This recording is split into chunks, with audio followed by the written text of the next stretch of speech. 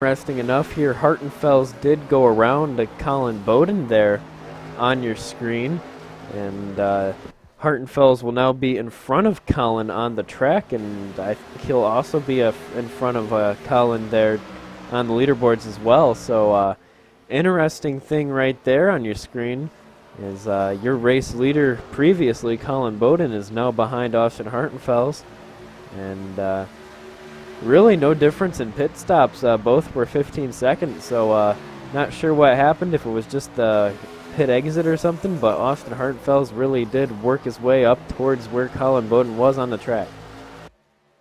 Yeah, that's the thing with the pit exit here. You got to go down that long access road onto pit road and off of pit road, and I think that's a lot where you can gain and lose time here. It's the only track on the service. It's the only track in the country.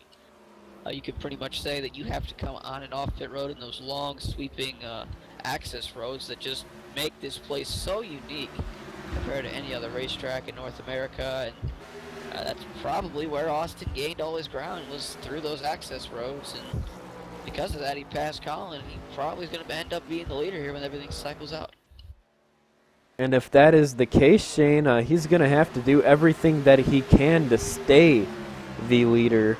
And he's just going to have to continue hoping that maybe something will happen and collect Corey Hoover in if he wants a chance to get this championship title and put it under his belt.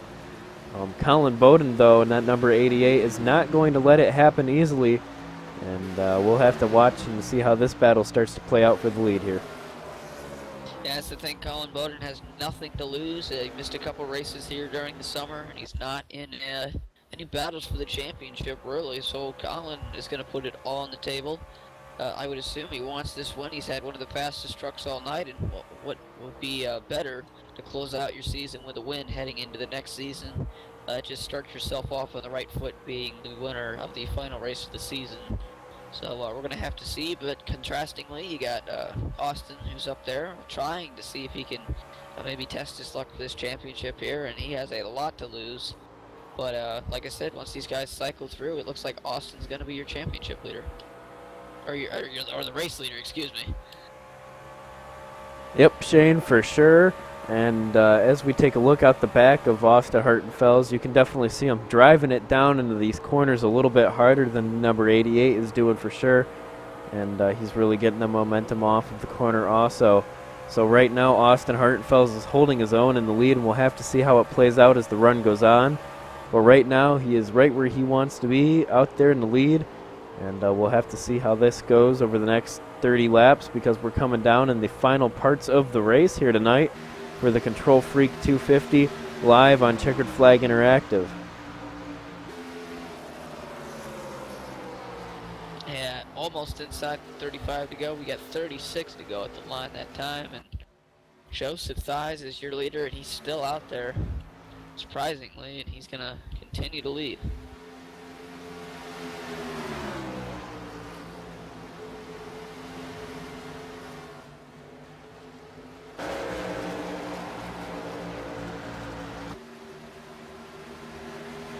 You saw there on your screen, Colin Bowden did make a pretty aggressive move, and it didn't work out so well. And he did fall back about half a second there, so interesting shot there on your screen, what we just saw. But Mark Murphy in that 48's also moving up back into that picture, and he's coming on the back bumper of the number 48, or excuse me, not the number 48, but the number 88 of Colin Bowden. So we'll have to see how this plays out here for fourth place, which is actually going to be the battle for second place. So we'll put the cameras on here, and we'll see how this plays out. Yeah, Mark pitted 3 laps later than these two in front of him, so we'll have to see how that works. He still has to make it around Colin Bowden before he can go after Austin Hartenfels. But one thing I've noticed before, it looks like a lot of those guys were trying a line early on in that first run. Now it seems most of the field has found themselves glued to that white line, turns 1 and 2 and 3 and 4. So it doesn't look like the outside is working much anymore, and the inside continues to be the groove to beat.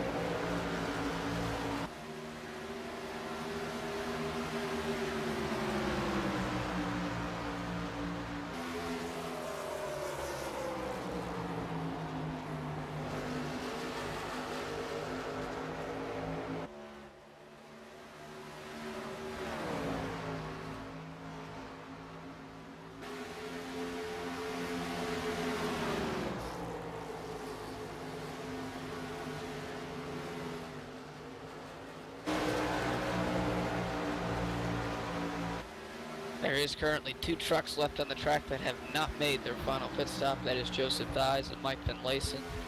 It looks like Mike is actually falling back a little bit, but he still has to come to pit road here sooner or later before this race is over. As for Joseph Thies, he is your leader, but he is being caught by Austin Hartenfels and Colin Bowden, although Joseph is over 15 seconds in the lead.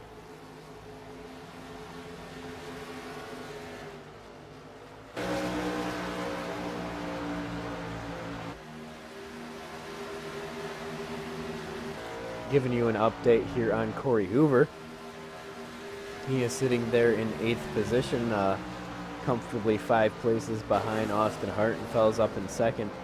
And really, he's not in a bad place right now since he's not got any major competition around him. He's got no dangers in front of him, no dangers really behind him.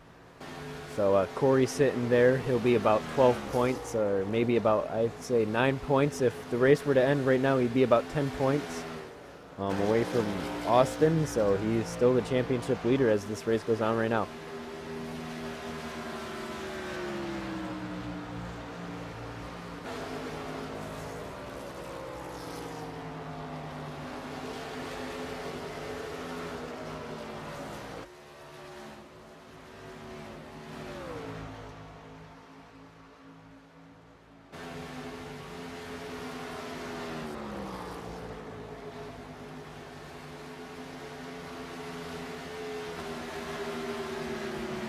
Yeah, we're now inside 30 laps to go, so that is huge for this race. It's counting down, and I think the adrenaline's starting to kick in there for Corey Hoover. He knows the longer this race goes, the closer he is to that championship. As here comes our leader, Joseph Thies down pit road.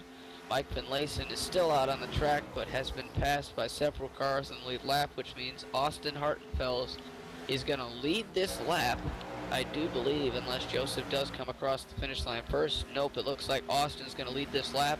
So there's bonus point number 1 for Austin. And he goes to the lead, so that is huge for the championship. But as of right now, Corey still has a comfortable lead. Yep, that'll make it closer, but it won't be close enough. Really, the only thing that can make it to where Austin can win is if Corey is the caution. And if Corey goes down, he will pretty much get as close as possible and maybe pass him there for the lead in the standings. So we'll have to see. We've still got a pretty good chunk of racing left here at Homestead, Miami for the KontrolFreek 250. But things for Austin are not looking like he'll be getting that championship, but he is definitely not going to be one to give up. No, he's doing everything he can in his control, leading the race. He's got one of the fastest cars. He's beating 2 fantastic drivers in Colin Bowden and Mark Murphy right now, and is pulling away, and he is just doing a fantastic job all around, doing the best he can, and he's just going to have to hope for something to happen. As it looks like the 5 of Joseph Thies will come back down pit road. Perhaps a speeding penalty might have happened for Joseph. That is unfortunate, as he will lose yet another lap.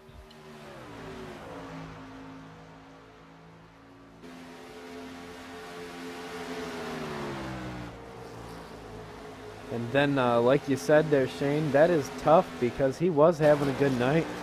And now he's just going from having a good night to going 2 or 3 laps down. And Joseph Thies will not be up in front having any fun with the leaders after that mistake right there.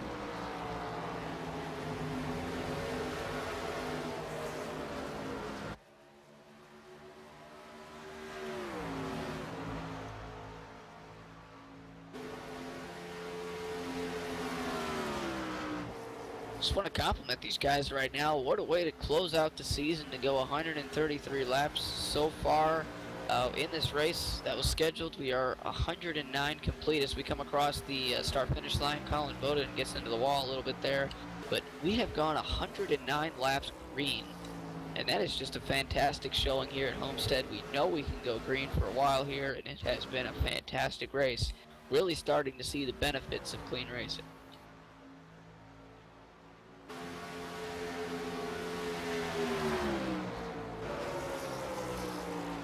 the benefits of clean racing and also the benefits of having a multi-groove track. This battle for second between Colin Bowden and Mark Murphy in the number 48 has been going on since pretty much they've gotten back together after those pit stops, and neither one of them's letting off on each other, but what they need to do is quit screwing around with each other and start chasing down Hartenfels, who is starting to pull away a little bit there. He's got a second lead over Mark Murphy, and we'll just have to see how this plays out because Corey Hoover, he did pit, and I'm going to have to figure out when his last pit stop was, but he might have one more pit stop left in him. Yeah, these guys probably will be able to make it to the end. They'd have to run it dry completely, though. They might have a couple sputters left by the time they get to the finish line. You never know. Bruce might have been saving on that first run. Maybe 60 laps isn't the amount of time you can make it, but we'll have to see here because these guys who pitted later, especially, they are well good to go, and they are just waiting for this thing to be over. And Mark Murphy is starting to close in on that lead a little bit there. He caught in about 1/10 of a second on that last lap, and he did another half a tenth this lap. So Mark Murphy in that number 48, just like we saw last run, he's really starting to come through, and that number 48 truck's looking pretty strong here.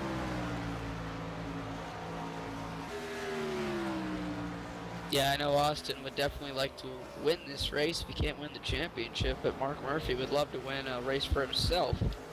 Especially, like we said before, you win tonight, it really sets your tone for the off-season heading into the next season of the Upperedge series. It will not be the trucks we've talked about before, it will be the nationwide cars, but nonetheless, you can come away here and say you won the final race in the Upperedge Truck Series Season 1.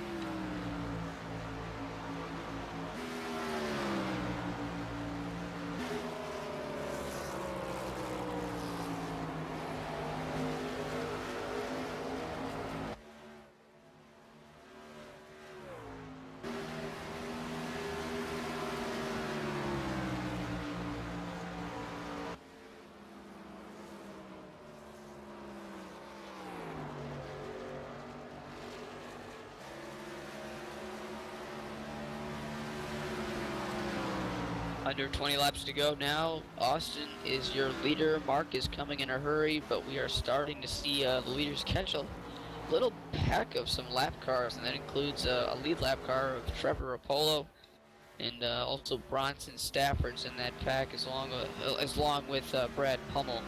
So it's an interesting group in front of them. We'll have to see how this affects the race for the lead.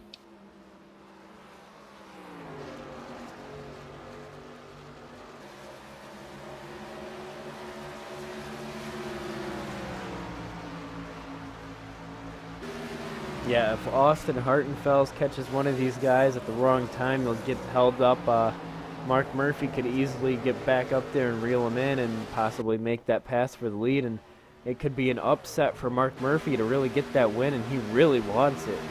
He's come close for the past 4 or 5 races, and he hasn't been able to string it together, but here tonight, he's got a great shot, and with about 15 laps left, he's pretty much in as good of a position as he's been in all season long.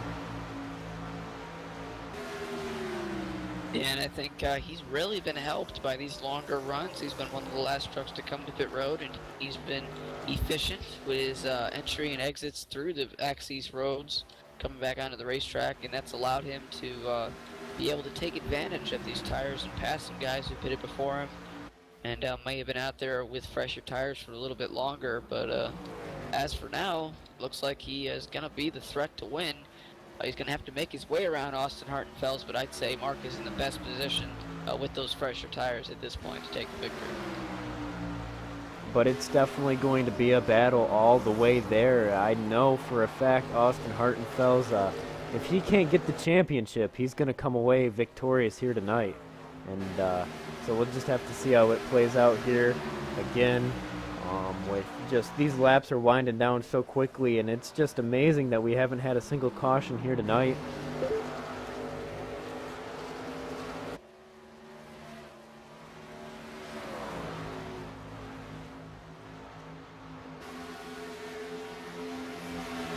Yeah, I really think that hitting the wall there for Colin Bowden about 10-15 laps ago has really hurt that truck. That once powerful machine is kind of falling off. He's not in any danger of losing that third spot. Bruce Ackerman has to be at least 5 seconds, probably even more, behind Colin. So Colin is in no danger of losing that third spot. That would be a great finish for him.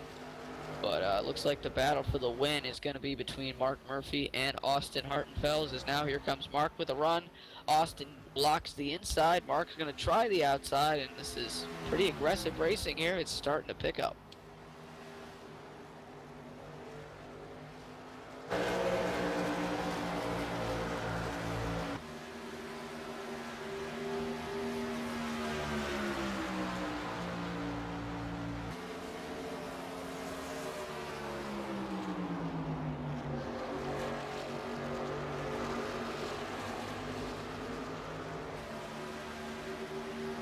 And man, Shane, this battle is going to be good for the next 10 to 12 laps here. I really just cannot see how Austin Hartenfels will be able to stay in front of Mark Murphy because of the fact that his tires are just not as good as Mark's, and Mark's just so strong here today.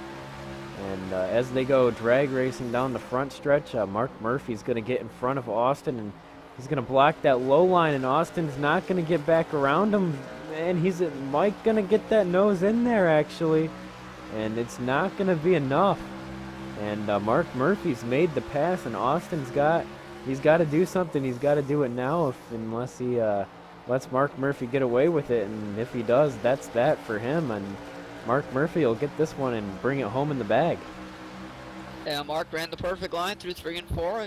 Kept enough momentum up through the corners to get good run off the straightaway, and that is going to foil the crossover that Austin hadn't planned, and that might or just have been the chance or the change in the lead that might have decided this one. Mark's got 11 laps to complete, and he will win tonight, but he's going to have to hold off Austin. Austin's not giving up. And unless Corey Hoover is the caution, this is Corey Hoover's championship to win here in the Upperedge Racing Truck Series here for the KontrolFreek 250. Right now, they are exactly where they want to be. That team, the number 27 team, Hunt Brothers Pizza Silverado. They've had such a strong season here, and with 10 laps remaining, it can be safely assumed that they will not fall any further back in the pack than where they are. And they will definitely be coming away with the championship here tonight. But Austin Hartenfels is just not going to give up. He's going to give it everything he's got for these final 10 laps here and maybe come away with the win, because like I said earlier, if he can't win the championship, he wants to win the race.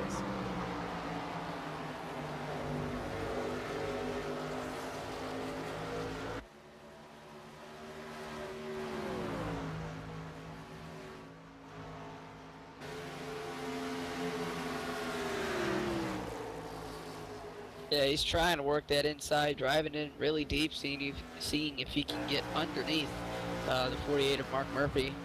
But it has not worked for him, and Mark is continuing to pull away. But I'd say we're not down here yet. You do have the lap truck of Brad Pummel coming up, and it looks like he might be an issue for these guys if they do get to him, and I do believe they will. It's going to be close, so we'll definitely have to see how it plays out. With 8 laps remaining, if Pummel does get in the way, that'll be just enough to give Austin one more shot at getting that lead and maybe getting that win. But I don't know if Brad Pummel's really going to end up being in the way too much here. He's going to just pull right down away from Mark Murphy, and Mark Murphy will go around down the outside, and no problem for the leader and no problem for the second place driver. And I don't know, Shane, but I don't really think Austin's got it in the trunk for this one. I don't think he's going to be able to get back up there. Yeah, not after that courteous move there by Brad Pummel. He is 6 laps down, just trying to run it around, nurse the truck to the finish. No point racing the leaders. He does exactly what he's supposed to do. These leaders might catch Chris Chalice, although we are coming to 6 laps to go. Chris is 1 lap down. He's running in 14th, and he has a lot of damage to that right side. So we might see the leaders catch him, but I think Chris will be courteous enough by the time they get there. to let him by. But even with that sizable lead that Murphy's got now of about half of a second, you still really can't count Austin Hartenfels out. With 5 laps remaining here, Chris Chalice is now in front of him. So there's still a little bit of a chance that something could happen and Austin might be able to come away with it. But as they go through the corner here, Chris Chalice is up by the wall, and it looks like he will end up letting Mark Murphy around him.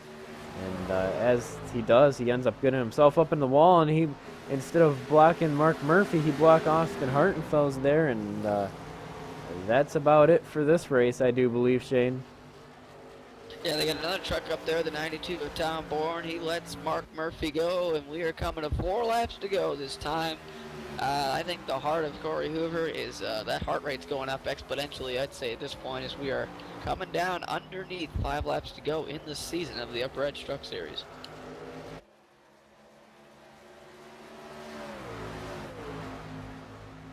And Shane, it has just been a very up and down season for drivers like Mark Murphy, Trevor Rapolo, Bronson Stafford. There were races where you'd think that they'd be here racing for the championship, and it didn't quite work out. But here tonight, seeing Mark Murphy out here leading this race and most likely going to be coming away as the winner, I definitely do believe this is a well-timed win, and I do believe he definitely earned it for sure. And I got a feeling that this is going to carry over into whatever next season he chooses to race in, whether it be in the Upperedge Truck Series or another league. Next season they go to the B cars in the Upperedge Series, so it won't be trucks anymore, it'll be the B cars. Yeah, the Camaro, I think, by far is the best looking car in iRacing. Probably the best looking car in NASCAR, to be honest with you. Love that nose, and just it's going to be fun watching that series adopt that car. And it's going to be really cool to see these guys move up into the next series of Nationwide, a more advanced car. And should provide for some great racing. But we still have some racing action to finish up here. We got about a lap and a quarter left as Mark's going to make his way to the white flag this time by.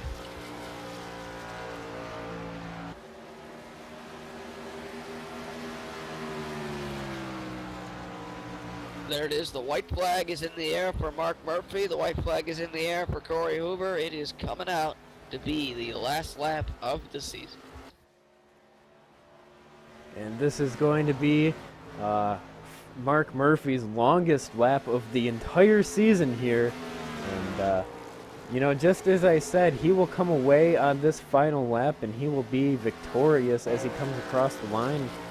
And it is just such a long season, and it's a very well-earned victory.